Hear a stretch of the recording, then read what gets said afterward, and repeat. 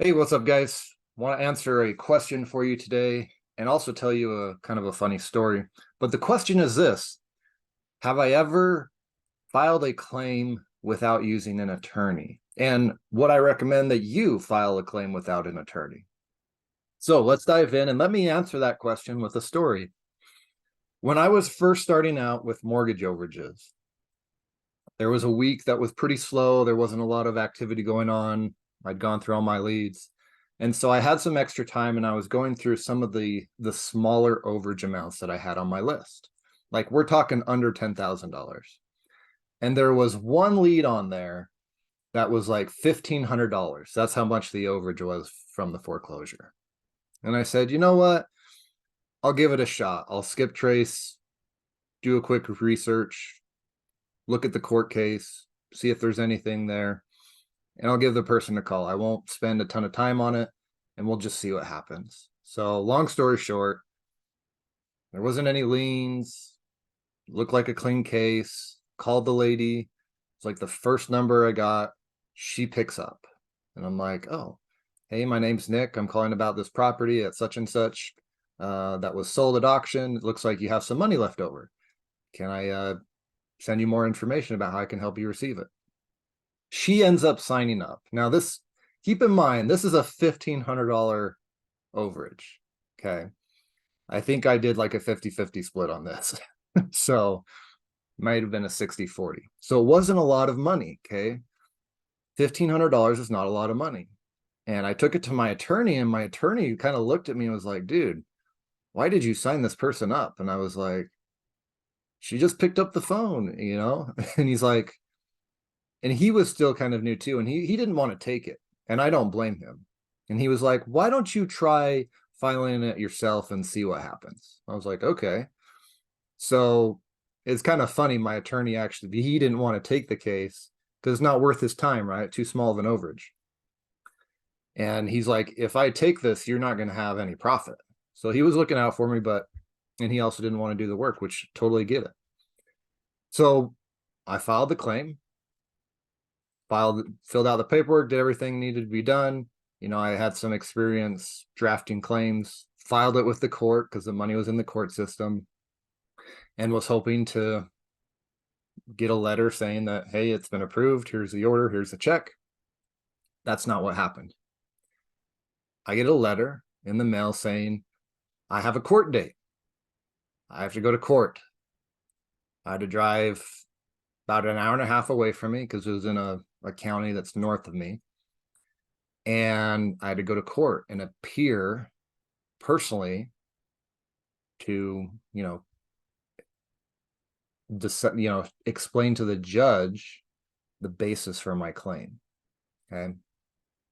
So I go to court. I don't have an attorney. I'm by myself.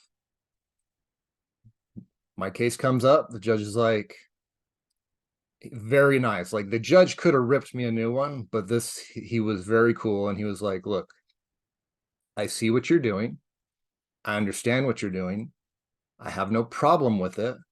But what you are doing, the way you've done it, could be construed as practicing law without a license.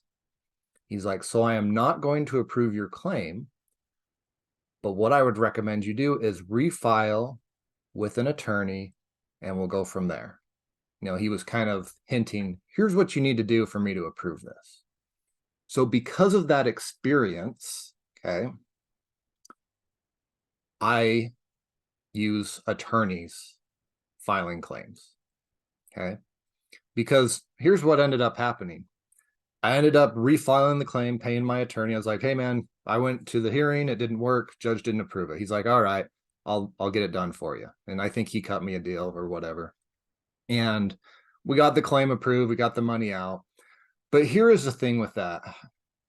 I spent an hour and a half driving up, an hour and a half driving back, about an hour at the hearing.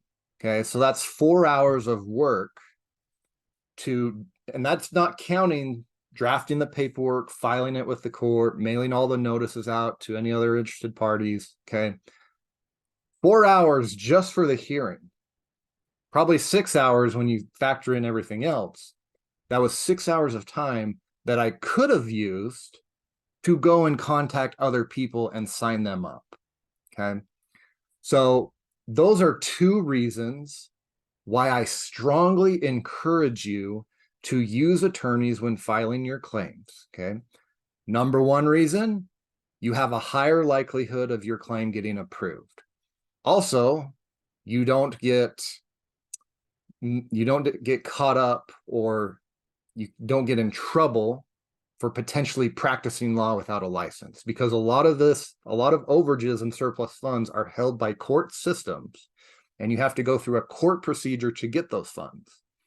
And some judges, if you're filing on behalf of somebody and you're not an attorney, they could interpret that as you practicing law without a license, and you could get in trouble. Okay. And you don't want to do that. So that's reason number one. Reason number two, you save time and make more money by using attorneys. Okay. Because instead of spending time filing paperwork, drafting paperwork, instead you use that time to get more claims, contact more people, and sign more people up. So those are the two biggest reasons. I can list off a whole bunch more, but I'll save that for another video for you. Okay. So hope that helps.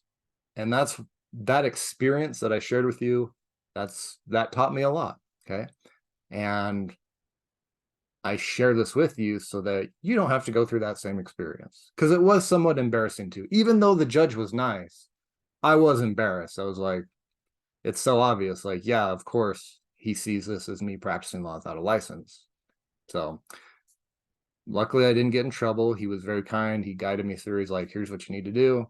And it's because of that experience that I highly, highly recommend you use attorneys. And that's why I like to use attorneys, in addition to a whole bunch of other reasons, which I'll talk about in another video.